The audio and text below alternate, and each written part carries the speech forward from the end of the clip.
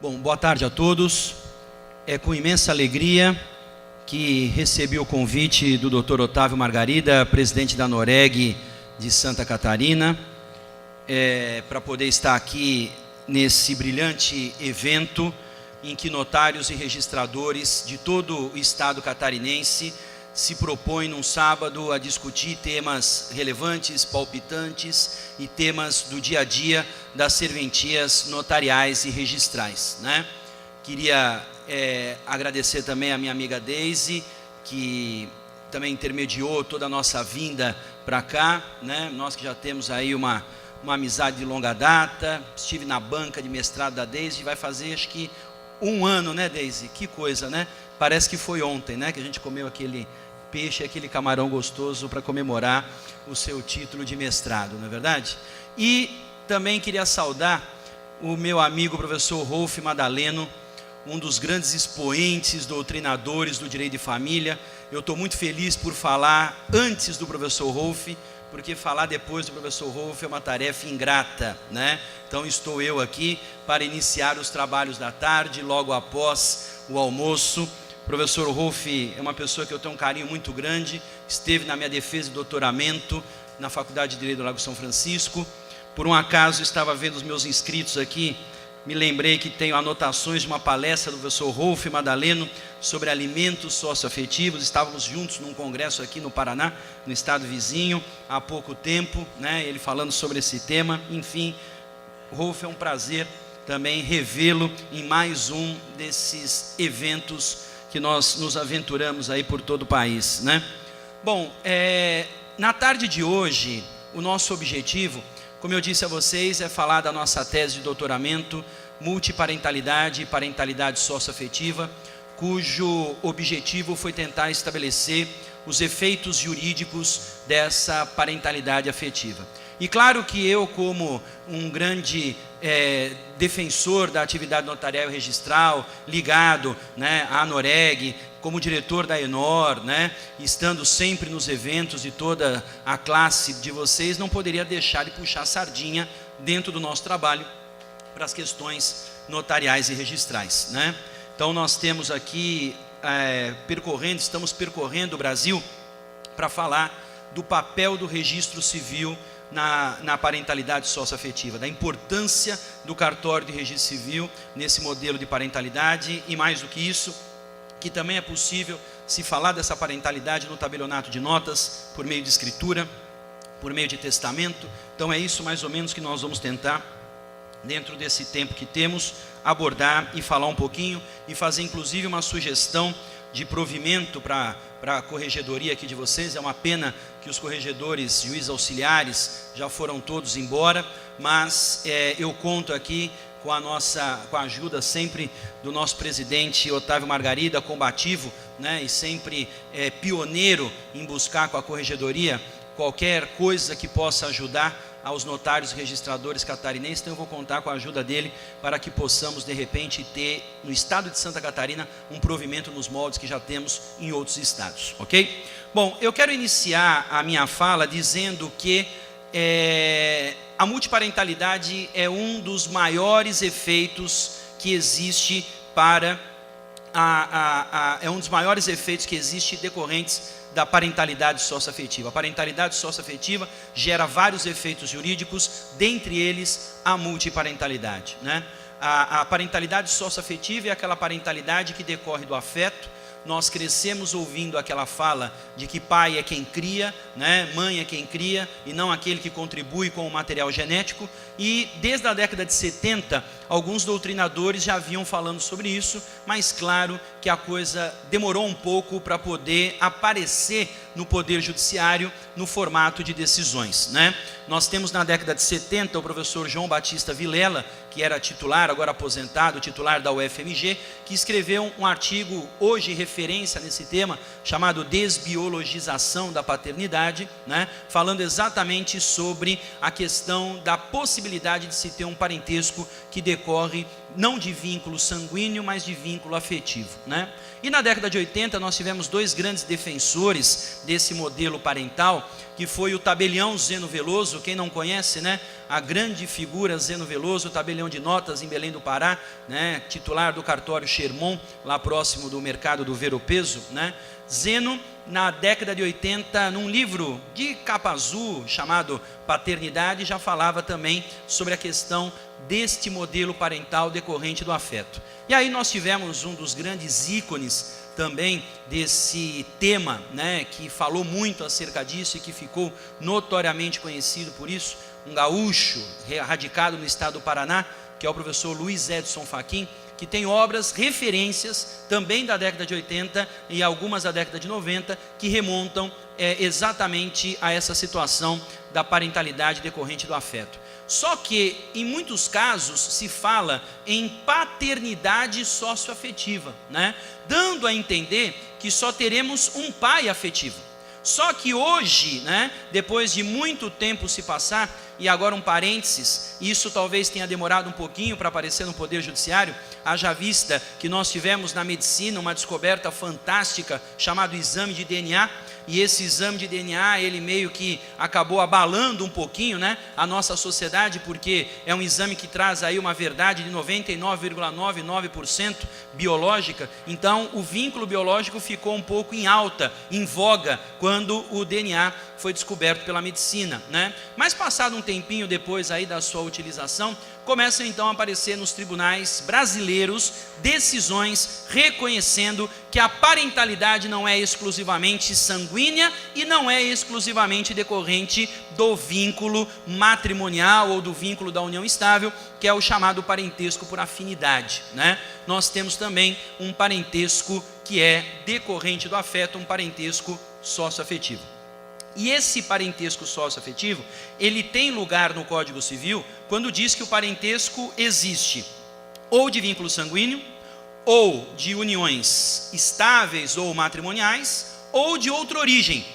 Então essa expressão de outra origem, contida no próprio Código Civil, é na verdade a porta de entrada para fundamentar a parentalidade socioafetiva. E como eu estava dizendo, eu entendo que o termo parentalidade seria mais apropriado do que paternidade, porque nós já temos decisões hoje que falam não apenas do pai de afeto, mas fala também da mãe afetiva, fala também da mãe de afeto. E aí nós vamos então tentar verificar se não é possível expandir essa parentalidade em outros efeitos. Se eu tenho um pai afetivo, será que o filho dele seria meu irmão? Será que o pai dele seria meu avô? E assim sucessivamente, né? Então, na verdade, no nosso trabalho, nós não quisemos discutir o afeto, né? Nós entendemos que hoje há muitas obras e muitos artigos falando sobre o afeto, mas nenhuma obra para falar sobre os efeitos jurídicos desse afeto. Quais são os efeitos jurídicos que uma parentalidade afetiva gera em nossa sociedade? Eu fui até o judiciário, obtive o reconhecimento de uma parentalidade afetiva, né? Os requisitos disso, ótimo, são a existência do afeto, criar como se filho fosse, né? Ter trato, nome e fama, né? Dar uma criação para como se filho fosse, não é verdade? Existem questões também de adoções à brasileira, existem questões também de relação de padrastio, relações de madrastio, tudo isso gerando uma criação de filho alheio como se filho fosse, né? E então a jurisprudência hoje está calcada na possibilidade de conceder o parentesco para esse tipo de situação. Porém, e os efeitos jurídicos disso? Quais são os desdobramentos dessa parentalidade afetiva? E é isso então que nós nos propomos a discutir nessa tarde aqui com vocês. Bom, eu gostaria de colocar inicialmente que a parentalidade afetiva, ela não precisa exclusivamente ser reconhecida no Poder Judiciário, né? As questões iniciais de parentalidade afetiva, elas dependiam de uma ação judicial em que a pessoa provocava o judiciário e ao provocar o judiciário faria a prova do afeto, e nessa prova do afeto é que o juiz verificaria se existiria ou não existiria a parentalidade afetiva para determinar numa decisão judicial a sua existência e aí, claro, permitir que ocorram os desdobramentos jurídicos dessa decisão. Porém, nós já temos em alguns estados do nosso país a possibilidade de se reconhecer isso extrajudicialmente. E como todos vocês sabem, o papel extrajudicial fundamental da nossa sociedade hoje é exatamente dos cartórios. E eu falo isso com alegria porque o primeiro provimento que surgiu no Brasil com relação à possibilidade de se reconhecer extrajudicialmente no balcão do registro civil uma parentalidade afetiva, ela veio de um amigo nosso, diretor do IBDFAM, né, que participou ativamente da elaboração do Código Civil e que no último congresso do IBDFAM, que foi realizado em Araxá, a terra de Dona Beja, né, depois de nos ouvir aí falar um pouquinho disso, eu estava, na verdade, lançando o nosso livro lá no congresso do IBDFAM, no finalzinho de novembro do ano passado, e nesse momento então ele falou, olha, eu estou na corregedoria do Tribunal de Justiça do Estado de Pernambuco até o final do ano, e depois de ouvir o que você falou, eu vou fazer um provimento antes de entregar o meu cargo para permitir que o cartório de registro civil faça isso extrajudicialmente. E de fato, ele me disse aquilo no congresso do IBDFAM e cumpriu com a sua promessa, né? E aí então teve origem o provimento número 009 de 2013, do Tribunal de Justiça do Estado de Pernambuco, né? O desembargador que fez isso foi o desembargador Jones Figueiredo Alves, né? Que era então corregedor, tinha a possibilidade de assinar o provimento à época, né? O artigo 1º desse provimento, ele autoriza o reconhecimento espontâneo da paternidade socioafetiva de pessoas que já se achavam registradas sem paternidade estabelecida. Então vamos fazer um parênteses aqui nessa história. Qual é a grande crítica que às vezes sofremos quando falamos do cartório de registro civil poder receber esse pedido de registro de parentalidade socioafetiva? É a existência no registro de um pai e de uma mãe. Então, na verdade, existem duas situações importantes que nós temos que elencar aqui. A primeira situação é uma pessoa que está registrada por um pai e uma mãe, tem um pai registral e uma mãe registral, e há a figura de um terceiro, que seria o pai socioafetivo ou a mãe socioafetiva. Nesse caso, o reconhecimento não poderia, passar por uma situação um pouco mais ágil e mais célere, porque geralmente nessas demandas existe uma briga. Qual que é a briga? A briga é a seguinte: se o que está de fora, por exemplo, é o parente biológico e o que está no registro, o pai registral, por exemplo, é o parente afetivo, o biológico quer que o afetivo saia para ele poder entrar no lugar que de direito é dele. E o afetivo não quer sair porque já está lá há muito tempo e entende que por conta disso o outro não vai merecer entrar, ok? Então essa discussão não daria para o registrador civil resolver. Mas como todos vocês sabem, uma das grandes lutas, da Noreg, da Arpen e dos próprios registros civil é com relação à questão do subregistro. O próprio projeto Pai Legal, que foi patrocinado aí, pelos próprios registradores, encampado pelos registradores, próprio Fantástico, levando isso a conhecimento da sociedade, foi muito interessante. E o próprio provimento 17, do CNJ, 16 ou 17, salvo engano agora, com relação à possibilidade de se reconhecer uma paternidade em qualquer cartório de registro civil do Brasil, Então eu quero reconhecer uma parentalidade, uma paternidade de uma pessoa que está registrada no cartório de Manaus, eu estou em Porto Alegre, eu posso ir lá no cartório de Porto Alegre e fazer esse registro. Poxa, é fantástico. Então a luta incessante que nós percebemos é de eliminar essa situação do subregistro da pessoa que não tem o registro paterno lá no assento do nascimento. Então, na verdade, esse provimento veio com o intuito de também preencher essa lacuna. Ou seja, se não há uma paternidade pré-estabelecida, se a pessoa foi registrada só pela mãe, como disse o professor Luiz Edson Fachin num artigo brilhante que ele escreveu há um tempo atrás, se a pessoa é filho das estrelas, o registro civil colaborou um pouquinho para esse artigo do professor Luiz Edson Fachin. Hoje não mais, mas houve uma época que existia a máquina de escrever, e o registrador civil, para dar uma certidão, ele tinha que colocar a certidão na máquina de escrever, né? E quando a pessoa não tinha pai, o que ele fazia? Ele pegava aquele asterisco que fica em cima do número 8 e aquele pontozinho que fica embaixo da máquina, né? E fazia igual engenheiros do Havaí, ratatatá, ratatatá, e metralhava aquela linha para inutilizá-la completamente, né? Então, por isso que o professor Luiz Edson Fachin acabou escrevendo esse artigo e dando o nome de Filho das Estrelas. Pessoa que não tinha pai, né? Era filho das estrelas. Mas enfim, essa luta então incessante para tentar resolver esse tipo de problema, se a pessoa está registrada pela mãe e não está registrada pelo pai, vem o provimento no intuito de dizer: está autorizado o reconhecimento da paternidade afetiva dessas pessoas que não têm pais no seu registro, diretamente perante o registro civil, sem intervenção judicial, sem intervenção do Ministério Público, apenas com a participação do registrador civil. É ele o senhor do ato, é ele o responsável, é ele que vai contribuir para que aquilo, na verdade, não ocorra. Bom, fazendo um outro parênteses nessa história, esse provimento, ele tem um papel social fantástico, mas eu confesso a você que eu não aceito crítica dele, porque muitas pessoas já criticaram, falando: poxa, onde já se viu, é temerário. Aí eu falo: mas pera um pouquinho, o Código Civil não permite o reconhecimento voluntário de uma paternidade biológica no registro civil? Isso não se chama perfiliação?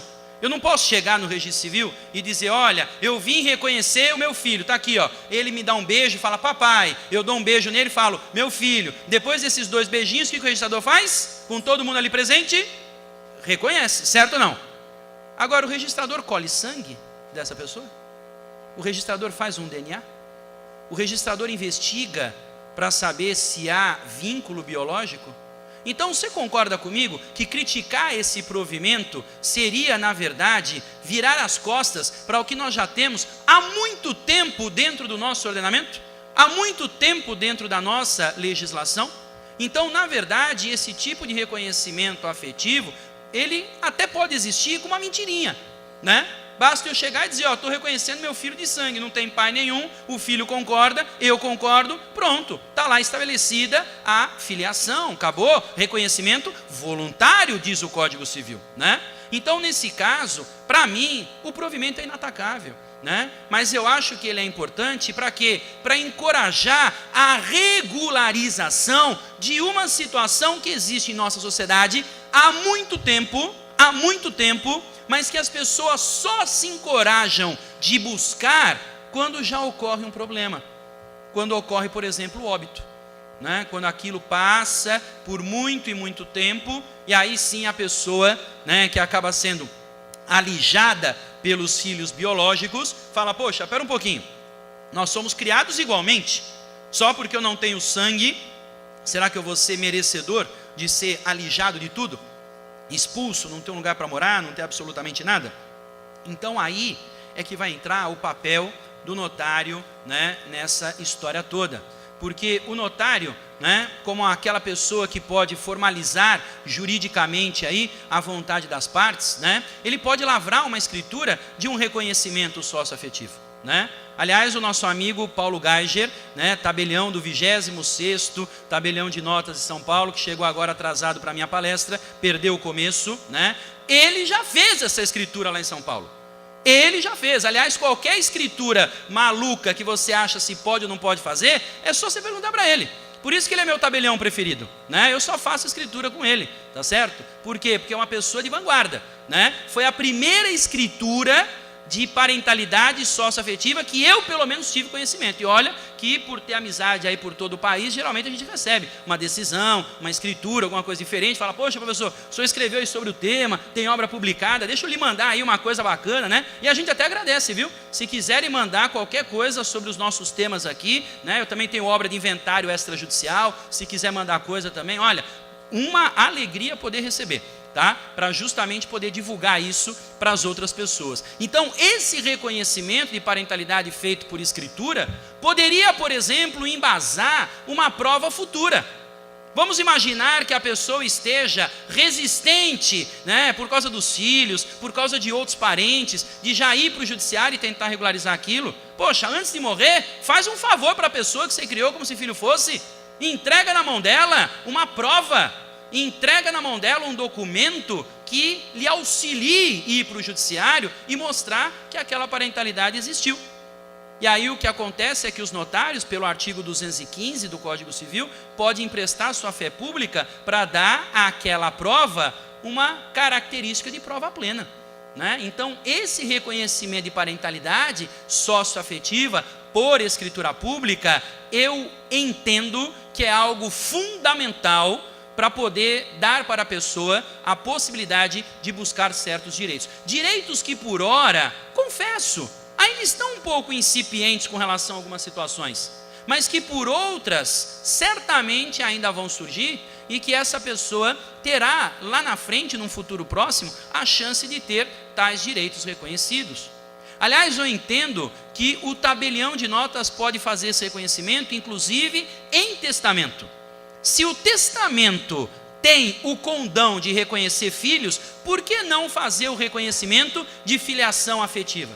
E aí pensei, conversei com muitos amigos, o Paulo foi um deles, né? Se o reconhecimento de parentalidade afetiva num testamento teria também o caráter de irrevogabilidade ou não, né? Porque tem gente que sempre fala, por não ser biológico, vamos dar uma característica, uma conotação de um reconhecimento meio que, vamos dizer assim, de segunda classe, né? Para dizer que se amanhã não tiver mais afeto, seja possível, né, revogar, seja possível voltar atrás, né?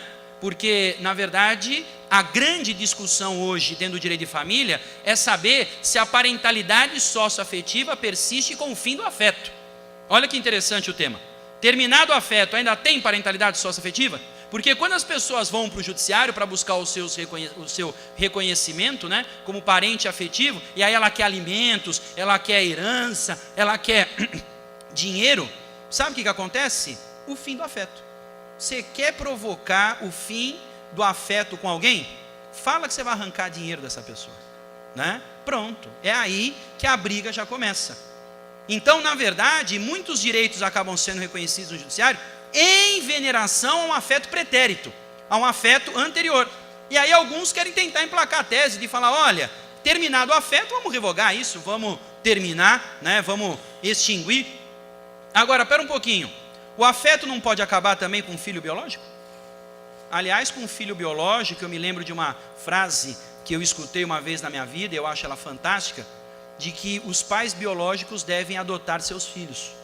Por que pai biológico tem que adotar filho? Porque adoção é ato de amor.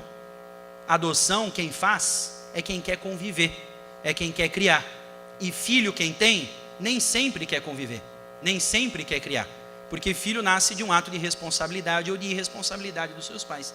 Então, por esse motivo, é muito comum existir, por isso que o judiciário sempre é invocado para falar sobre esse tema, que é o tal do abandono afetivo.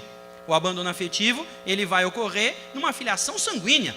Então, espera um pouquinho, se é possível eu ter a discórdia, o fim do afeto entre pais biológicos e filhos biológicos, por que não entre filhos afetivos? Então, me parece que nós temos que dar à filiação afetiva o status completo de filiação idêntico à filiação biológica. Eu não posso estabelecer uma hierarquia e renegar a filiação afetiva a um status de segundo plano, de uma subfiliação, por exemplo. Ora, se está no mesmo artigo, né, a parentalidade surgindo ou de vínculo sanguíneo ou de outra origem, que seria o vínculo afetivo, então, neste caso, as consequências jurídicas devem ser as mesmas. Então, digo a você, diz o Código Civil textualmente, reconhecimento de filho é irrevogável, seja feito por testamento ou por qualquer outro meio. Então, na verdade, o reconhecimento de filho afetivo, sendo feito num provimento, sendo feito numa escritura, sendo feito num testamento, para nós também terá o mesmo caráter, também será irrevogável. Agora, voltando para o provimento do Tribunal de Justiça de Pernambuco, né, ele diz: autorizar o reconhecimento espontâneo da paternidade socioafetiva de planando com outro homem, e esse homem criando o filho do pai falecido como se filho fosse, esse caso, pessoal, foi o caso do ex-costureiro e ex-deputado federal Clodovil Hernandes. Eu não sei se vocês se recordam, quando ele falece, o Congresso Nacional se reúne na mesma semana e pega um dos projetos do Clodovil Hernandes e vota e aprova em votação simbólica. E esse projeto de lei foi aquele que alterou a lei de registros públicos, que permitiu a inclusão do sobrenome do padrasto ou da madrasta, sem a retirada do sobrenome paterno ou materno. Era o sonho do Clodovil. Por quê? Porque com ele acabou acontecendo exatamente isso. Isso já era um embrião do que eu estou falando.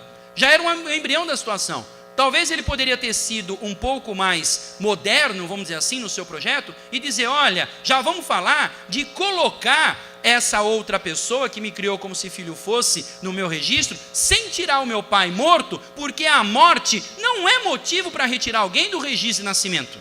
Não é porque o pai faleceu que ele tem que sair, não é porque a mãe faleceu que ele tem que sair. Já pensou, né? Falece um, troca, bota outro? Não, não é por aí. Nós temos as nossas raízes, nós temos as nossas origens, e obviamente aquela pessoa contribuiu de alguma maneira para a existência do outro, né? Então, na verdade, numa situação dessa, por que não? Sendo consensual, né, todo mundo comparecendo no registro civil para poder resolver a questão. Claro que com relação a menores, né, nós teríamos que pensar, por exemplo, no quê? Numa, de repente, autorização do MP para isso, se fosse o caso, ou até mesmo não ter autorização do MP droga nenhuma, porque a CONAMP, que é o órgão máximo do MP, no Código de Processo Civil, vem trabalhando arduamente, sabe para quê? Para reduzir ao máximo a ação do MP nos processos judiciais, né? Pouquíssimos processos nesse novo CPC terá a intervenção ministerial, a intervenção do Ministério Público. De repente, se a própria mãe já concordar com isso, né? Por que não, de repente, instituir? Mas veja, isso é uma situação futura. Nós estamos falando de parentalidade socioafetiva e já vem pedra de tudo quanto é lado. Imagine se falar de multiparentalidade diretamente no registro civil, mas fica já, né, uma sementinha plantada para essa possibilidade. O parágrafo 3º do artigo 2º desse provimento diz que o oficial colhe a assinatura da genitora do filho a ser reconhecido, caso o mesmo seja menor. Então ele coloca que para ter reconhecimento de parentalidade socioafetiva diretamente no cartório de registro civil, é imprescindível que, sendo o reconhecido menor, a mãe tem que autorizar. A mãe precisa conceder para que isso ocorra. Agora, caso o filho seja maior, aí vem o parágrafo 4º, diz que o reconhecimento depende da anuência escrita do mesmo. É aquela máxima existente no Código Civil de que ninguém pode ser reconhecido sendo maior contra a sua vontade. Vai ter que se manifestar, e é isso que vem descrito aqui no parágrafo 4º, né?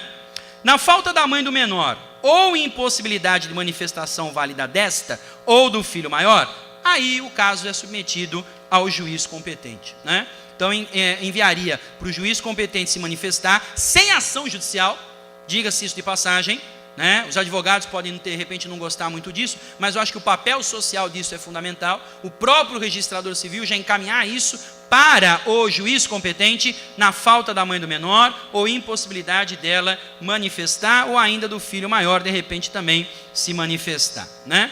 O parágrafo 7º acabou prevendo a possibilidade do reconhecimento de parentalidade afetiva quando o filho é relativamente incapaz, né, dizendo que dependerá de assistência de seus pais, tutor ou curador, né? Aí o artigo 5º fala que o registrador civil realiza a averbação da paternidade independentemente de manifestação do MP ou de decisão judicial, e o artigo 7º diz que o reconhecimento espontâneo da paternidade socioafetiva não obstaculiza a discussão judicial sobre a verdade biológica. Está aqui.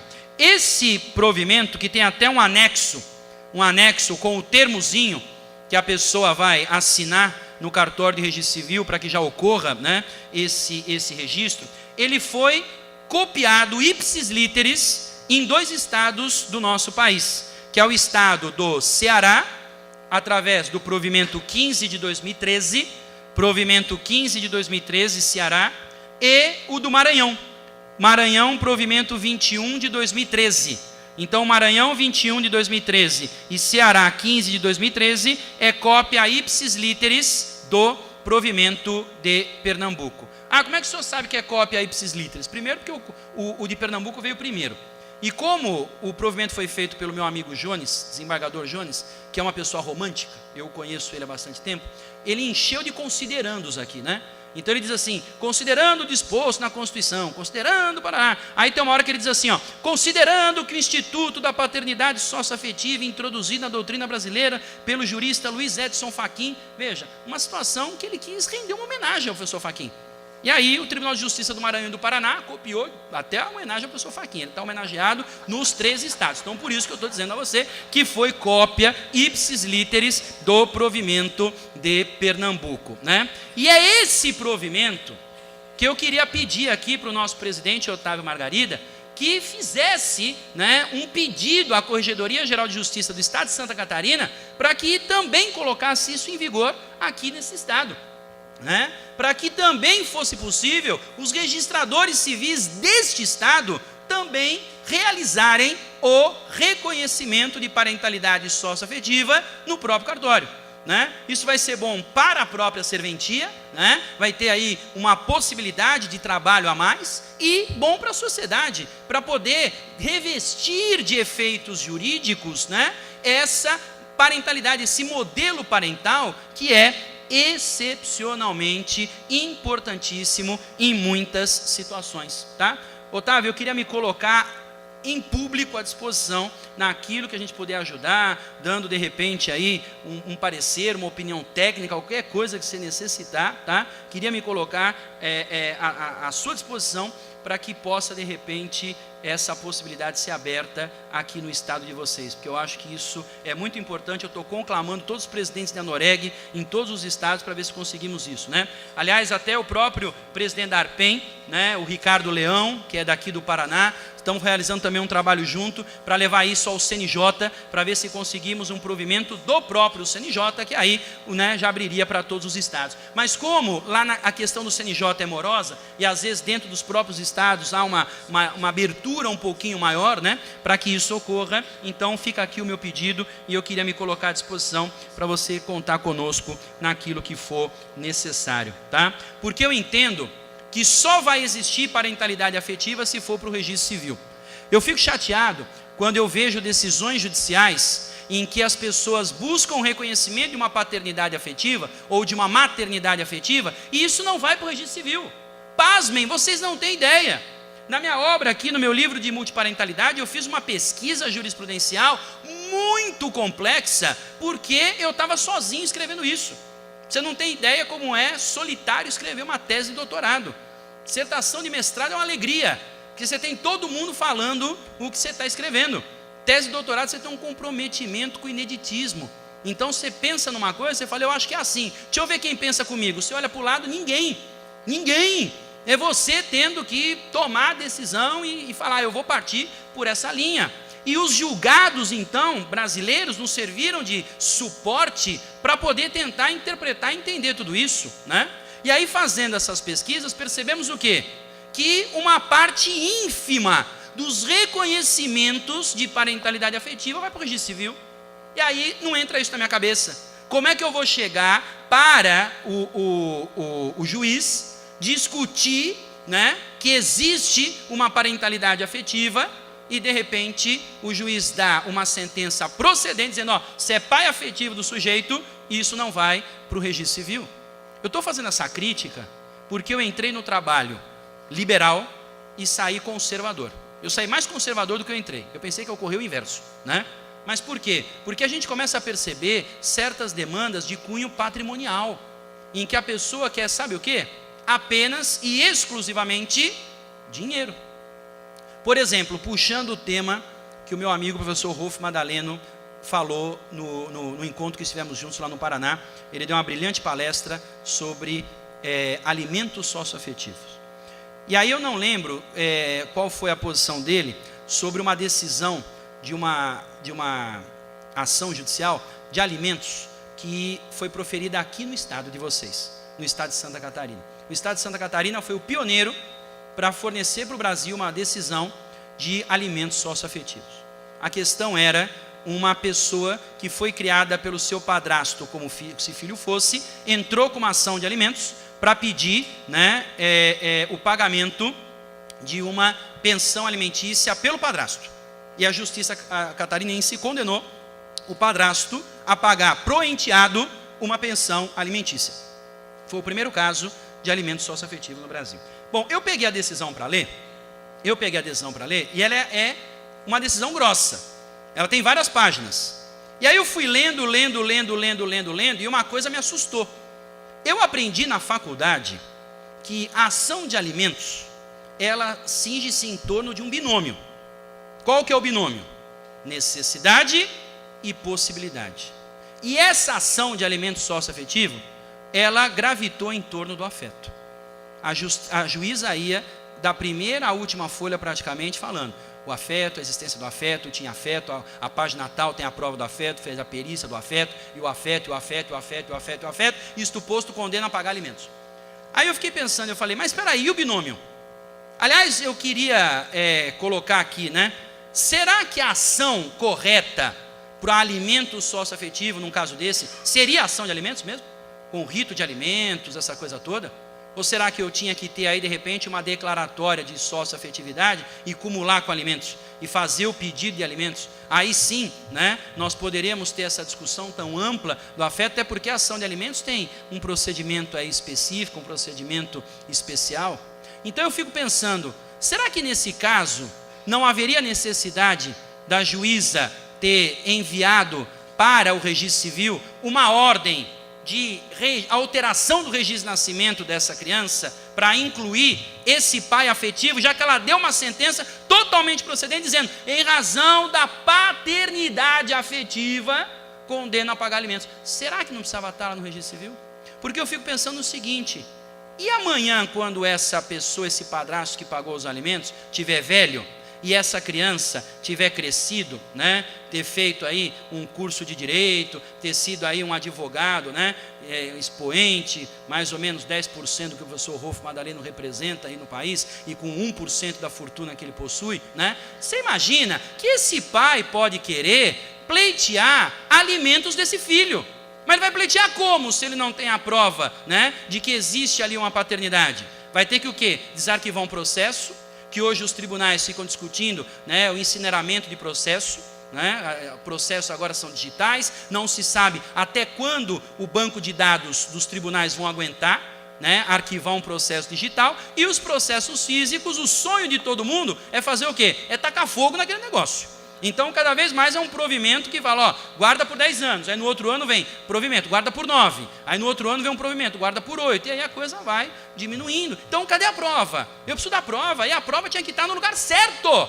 E o lugar certo qual é? O cartório de registro civil das pessoas naturais. Aí alguém levanta a mão e fala assim, mas peraí, foi pedido isso na ação? Resposta, não. Então já faço um parênteses, se não foi pedido, o que a pessoa queria? Queria a convivência com esse homem?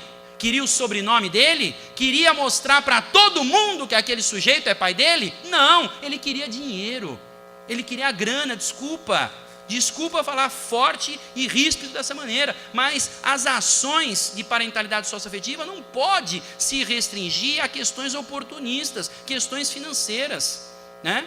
Isso não pode acontecer. Então a gente teria que discutir, por exemplo, se numa ação dessa de alimentos, a juíza poderia fazer isso de ofício. Ah, não pediu, mas a questão é indisponível aqui de parentalidade mesmo, então eu já vou mandar para o registro civil e pronto, acabou, porque o pedido estava implícito ali, já que buscava-se um reconhecimento de parentalidade afetiva, né?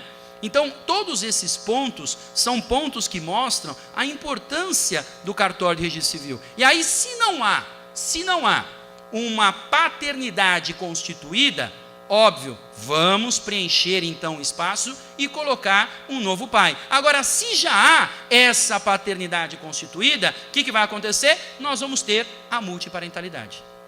E a multiparentalidade é algo que nós acreditamos, desde que ela venha do jeito que está vindo no nosso país. Nós temos já várias decisões de multiparentalidade. Veja, eu não estou pregando algo que um dia vai acontecer no nosso país. Não, é algo concreto. É algo que já tem, por exemplo, decisão do Tribunal de Justiça do Estado do Amazonas. O Estado do Amazonas já reconheceu multiparentalidade. Rondônia foi a primeira decisão. Rondônia também tem decisão de multiparentalidade. Uma das primeiras e pioneiras foi de Cascavel, aqui, Poder Judiciário da comarca de Cascavel.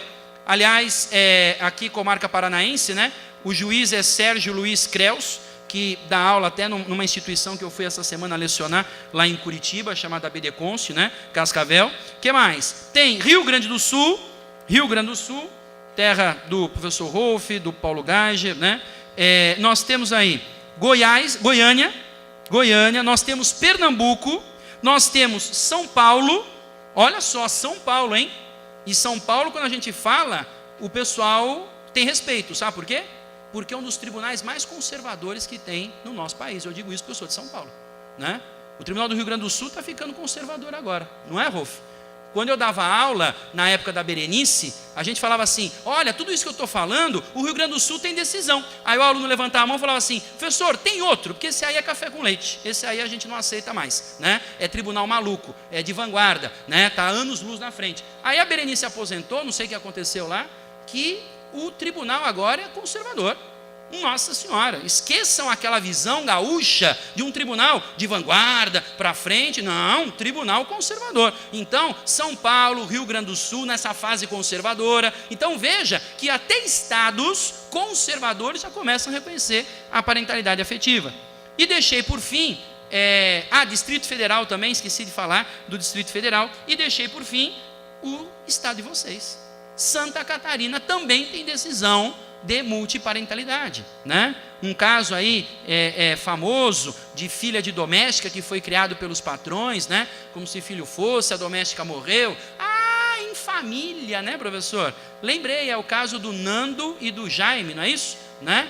É isso mesmo? Será que é Nando e Jaime, né? Bom, mas a novela acabou, enfim, não precisamos mais lembrar do nome deles. Mas veja, é exatamente esses pontos que existe para discussão e que aqui acabou, então, o tribunal reconhecendo uma multiparentalidade num caso desse. Então, a multiparentalidade hoje já é uma realidade, mas em todos os casos aqui, nutre um ponto comum.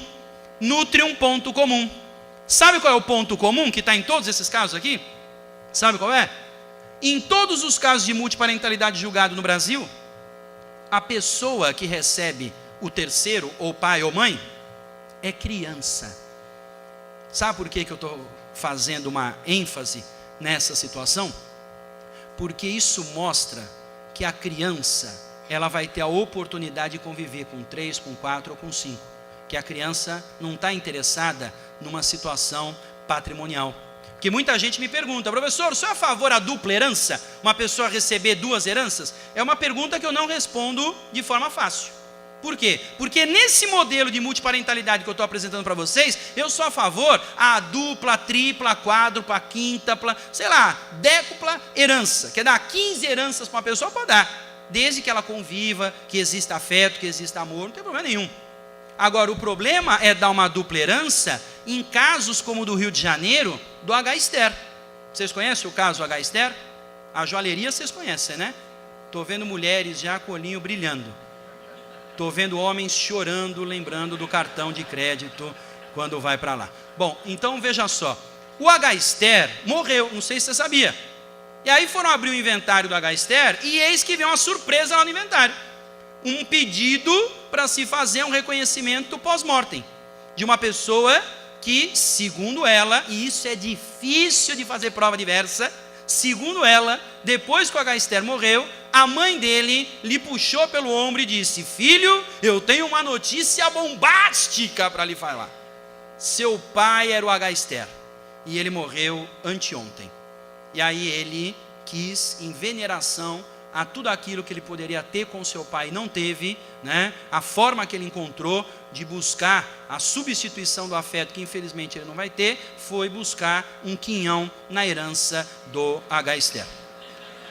Bom, essa pessoa que foi buscar o quinhão, você sabe quantos anos ela tem? 52. Ela tinha um pai registral que morreu e que lhe deu uma herança. E agora ele estava querendo a segunda herança em nome da verdade biológica. a verdade do DNA, a verdade do sangue, sangue do meu sangue. Então, se é sangue do meu sangue, dinheiro do meu dinheiro, venha para o meu bolso. Então, eu estou achando, pessoal, que depois dessas situações, o professor Rolf vai discordar, mas eu vou falar, vou ter que falar. Na palestra dele vai acabar comigo, mas eu vou falar. A partir de hoje, nós vamos ter que repensar esse negócio de reconhecimento pós-morte de paternidade. Reconhecer paternidade depois da morte para quê? Para quê? Para ganhar um nome? Para ganhar herança? Para ganhar o quê? Convívio vai ter? Não. Afeto vai ter? Não. Então, para quê? Será que não tem que ter prazo para isso? Aliás, eu fui além. Eu já começo a trabalhar, falei um passant aí no meu livro, porque eu já era vidraça na minha banca, falei, não quero tomar mais burdoada do que eu já vou tomar, mas falei um passant escondido para o pessoal não ler, e acho que nem perceberam porque não leram, mas a parte que nós colocamos ali naquele meio, era de que nós vamos começar a defender a renúncia da filiação. O filho pode contestar a paternidade e dizer, eu não quero mais o meu pai. Ah, mas como isso, professor? Eu sempre ouvi falar que isso é um direito indisponível. Veja, eu não estou defendendo que o pai pode dizer que não quer mais o filho, porque se fez o filho, parabéns querido, parabéns querida, até que a morte o separe. Agora, o filho tem direito de dizer, eu não quero mais meu pai. E para mim, esse direito está no 1614 do Código Civil, porque o 1614 do Código Civil fala da possibilidade do filho contestar o reconhecimento e dizer, olha, não quero. Só que ele não diz qual é o motivo, é o filho que vai dar nessa ação. E na hora que eu der um exemplo complexo aqui para vocês, todo mundo vai me concordar comigo, porque ninguém vai conseguir derrubar o meu exemplo. Vocês sabiam que várias crianças do sexo feminino são violentadas sexualmente e estupradas por seus pais? Vocês sabiam que o Poder Judiciário recebe uma série de ações dessa natureza, pedindo para afastar pessoas inescrupulosas do poder familiar por conta de ter praticado esse ato? Você acha que uma menina dessa não poderia chegar no judiciário e dizer, excelência, arranca esse cara do meu registro, porque eu não mereço carregar essa cruz para o resto da minha vida? Já tem um embrião lá em São Paulo. Um amigo meu, que era registro na vara de registros públicos, o Guilherme Madeira, agora não é mais, mas ele deu uma decisão muito interessante, está aí no livro. A decisão dele autorizou uma menina que foi abandonada afetivamente a não usar mais o sobrenome do pai. Olha que interessante, enquanto todo mundo vai no judiciário buscar a indenização pecuniária pelo abandono afetivo, o que a menina fez? A menina buscou no judiciário a chance de não usar mais o sobrenome do seu pai, que lhe abandonou afetivamente. E o Madeira, que é um juiz meio maluco, doido da cabeça, pino frouxo, né? O que ele fez? Na hora, deu a autorização para que isso acontecesse, julgou procedente. Então isso para mim já é um embrião de uma situação dessa, porque para mim, pai que abandona afetivamente o filho pode entrar com essa ação baseada no 1614, para falar, eu não quero mais o meu pai, arranca ele do meu registro. Ah, mas tem um prazo aqui, professor, de 2 anos, a jurisprudência não gosta muito desse prazo, não. Esse prazo é algo contestável para se fazer essa impugnação, tá? Então, eu entendo que hoje nós vamos caminhar para essa hipótese. Bom, eu devo estar já estourado no tempo, né, Otávio? Ele falou, já passou 10 minutos. Veja, eu quero, para começar aí a caminhar para a nossa conclusão, pensar que essa multiparentalidade, indo para o registro civil, ela vai gerar alguns efeitos para vocês. E vocês vão ter que tomar cuidado com isso no dia a dia. Porque, por exemplo, tabelião faz muita escritura de emancipação, não faz? E para fazer escritura de emancipação, quem autoriza? Os pais, não é isso? A pessoa tem 3. Como é que vai ser? Assembleia condominial? Levanta a mão, a gente conta, vê os presentes, faz uma ata, e se 50% mais 1 votar pró-emancipação, a gente emancipa, se não, não emancipa. E o casamento, hein?